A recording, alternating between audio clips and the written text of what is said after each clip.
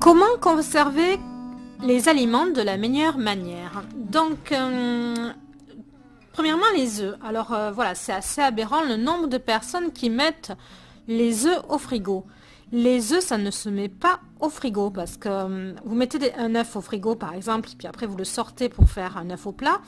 Un œuf, c'est fragile et vous lui faites un choc thermique. Donc, thermique, hein, pas thermite.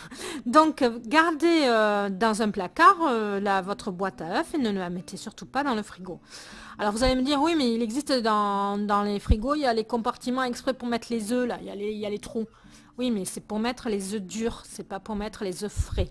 C'est-à-dire qu'un œuf dur, c'est quand vous l'avez bouilli, qu'il est à plus de 15, il est pas frais.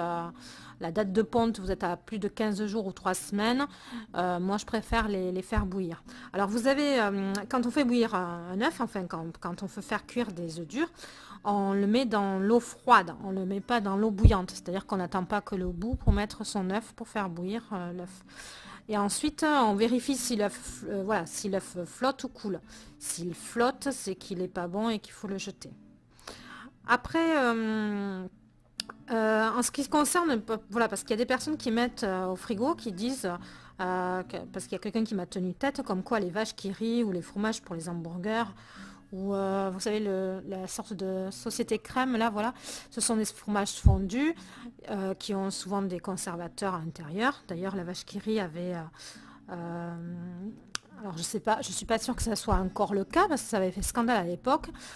Si vous regardez les conservateurs, il y a du E330 qui avait été reconnu comme cancérigène et c'est dans les vaches qui rient. Et le pire, c'est que les pédiatres préconisent la vache qui rit pour les petits enfants, pour les bébés, quoi.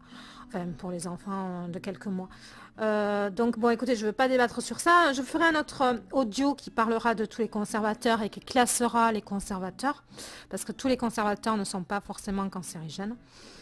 Donc voilà, donc ce n'est tout ce qui est vache qui rit, fromage pour les hamburgers, etc. Moi je conseille de ne pas en consommer. Et de toute façon, si vous en consommez, c'est pas la peine de les mettre au frigo parce que ce sont des fromages qui ne nécessitent pas d'être au frigo. Même si vous les trouvez au frigo des fois dans les grandes surfaces parce qu'ils veulent faire une bonne impression, c'est pas nécessaire qu'ils soient dans le frigo. Ensuite, voilà, et préférez plutôt manger du fromage en tranches, genre gruyère en tranches ou autre chose, plutôt pour faire vos hamburgers, plutôt que ces fromages-là fondus avec des conservateurs. Après, je vous donne autre chose qui est important, c'est un médecin spécialisé en gastro, enfin les médecins spécialistes qui me l'a dit.